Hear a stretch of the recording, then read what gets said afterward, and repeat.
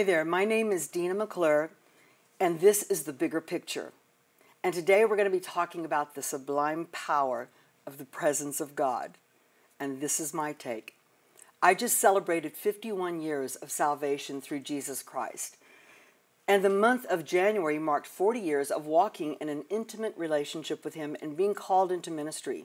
A ministry that I've walked in for 40 years. I can't reflect on that time without remembering my first encounter with Him and how His powerful, sublime presence changed me and the trajectory of my life.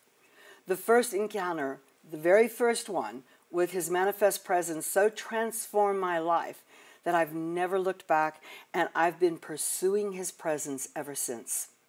It's been a pursuit to know Him more intimately and understand the power of His presence more deeply. One encounter, one moment in His glorious presence can accomplish more in that one moment than a lifetime of counseling or preaching. How many believers truly come to know Him intimately and experience the power of His presence profoundly? I'm not talking about a corporate worship service where we all feel the sweetness of Him being gathered with us, or a devotional time where He illuminates His word to us, although those are legit expressions and fruits of His presence and are necessary and very important for Him to nurture us on our journey. But I'm talking more about a Saul on the road to Damascus encounter, where your body can no longer stand but goes down by being exposed to His pure presence, so that when you stand or rise up, you rise up a new and transformed person. Someone who has a deeper layer of the knowledge of Him than you had before He manifested Himself to you. Or a John on the Isle of Patmos presence encounter, where you fall to your knees and have no strength to get up, except He gives it to you.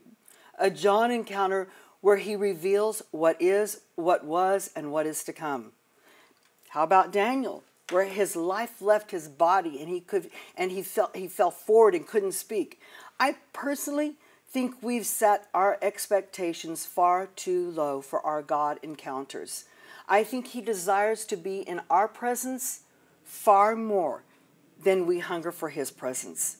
Yes, the scripture says He will never leave us or forsake us, and that is true. His presence is always within us. But how many times do we go on the inward journey to discover His presence within, and as a result, we discover ourselves on the way?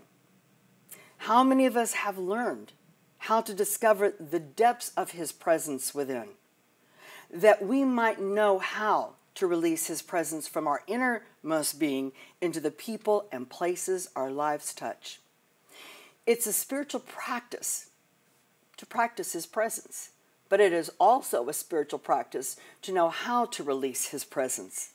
There truly is a tangible presence of God that can be nurtured and practiced in all our lives. I, for one, am grateful for the awareness of His presence that's within me throughout the day. I love when He illuminates His word to me. I adore His still, small, quiet voice that is always there, ready to fellowship with me day and night.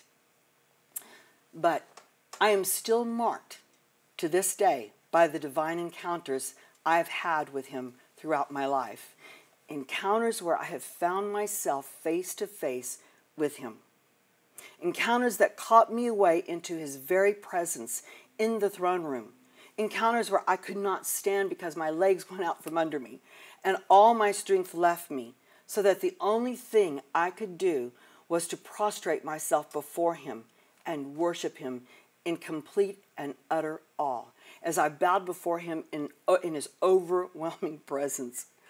I'm not saying I have obtained perfection, or that these encounters are everyday experiences, or even something you should seek after. Far from it. What I am saying is that it happened enough times in my life to assure me it is real. It is something He desires for me, and it is worth keeping my heart open for. Why?